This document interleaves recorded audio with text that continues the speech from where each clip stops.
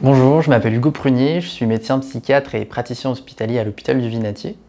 où j'ai un exercice de consultation au sein de l'équipe de coordination lyonnaise des troubles de l'attention et de l'hyperactivité, mais aussi au sein du centre expert fondamental dans l'équipe d'AVI Diagnostic. L'équipe de coordination lyonnaise des troubles de l'attention et de l'hyperactivité est une équipe qui a 4 missions: la coordination, la formation, le soin et la recherche dans le champ du TDAH, trouble déficit de l'attention avec ou sans hyperactivité.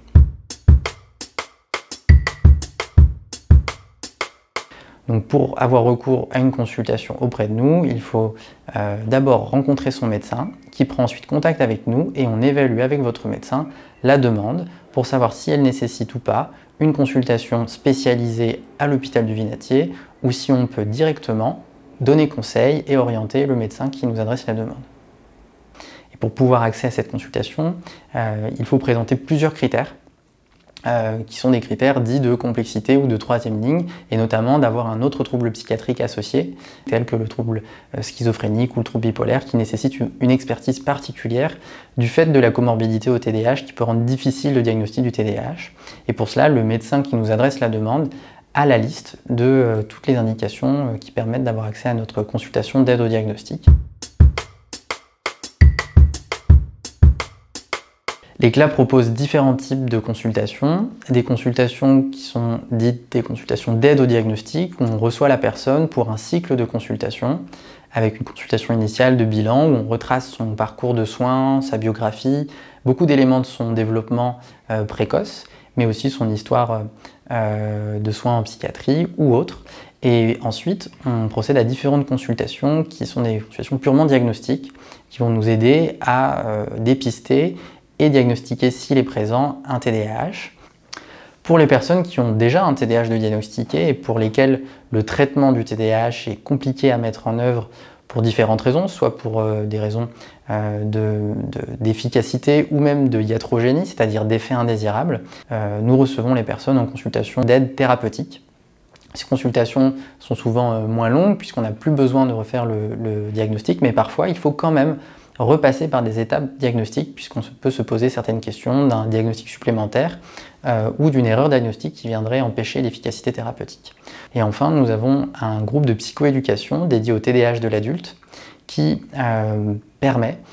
aux personnes qui sont concernées par des TDAH, notamment pharmacorésistants, de pouvoir bénéficier de soins non médicamenteux, ou alors aussi dans les formes TDAH de réponse partielle au traitement, de pouvoir avoir un soin complémentaire qu'il n'y a pour le moment pas dans le service public à Lyon.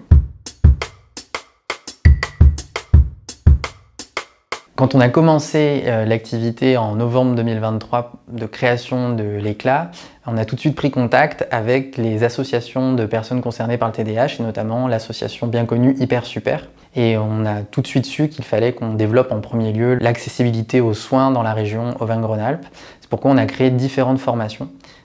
qui sont dès maintenant accessibles, des formations qui se dirigent aux professionnels de santé mais aussi du médico-social pour pouvoir acquérir les informations essentielles qui concernent le TDAH, que ce soit en termes de dépistage, diagnostic, traitement, mais aussi accompagnement dans la vie quotidienne et plus globalement sur la santé globale des personnes qui sont concernées par le TDAH. Il y a 2 formations, une première qui est assez généraliste mais qui permet déjà d'avoir des ressources pour aller jusqu'au diagnostic et au moins le dépistage et les premiers éléments de traitement. Et une deuxième formation plus approfondie dans le cadre de diagnostics plus complexes à établir. Ces 2 formations sont disponibles maintenant et coordonnées avec l'hôpital du Vinatier. Et à côté de ces formations, on propose à tout type d'institutions ou même d'entreprises éventuellement, en tout cas tout milieu qui se sent à un moment donné en interrogation dans sa capacité à accueillir et à accompagner ou à intégrer les personnes qui sont concernées par un TDAH, on propose des interventions de sensibilisation directement auprès de ces institutions qui en auraient le besoin. Nos formations sont disponibles au sein de l'organisme de formation Evolupsi Compétences qui appartient à l'hôpital du Vinatier qui propose différents types de formations. L'organisation de nos formations est assez simple puisqu'on peut s'inscrire à une formation tous les mois. des formations de niveau 1 notamment, qui s'appelle la formation TDAH du dépistage à l'accompagnement, qui a lieu tous les mois à l'hôpital du Vinatier, mais on peut aussi parfois se déplacer au sein même de lieux de soins qui auraient des besoins et on vient directement auprès d'eux réaliser la formation à la journée.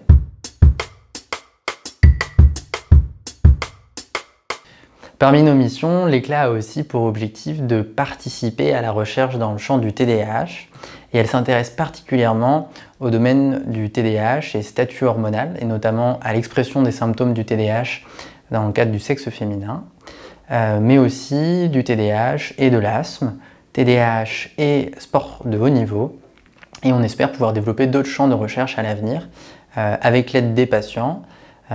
des familles et de tout l'ensemble de la communauté qui s'inscrit dans la recherche des troubles du neurodéveloppement.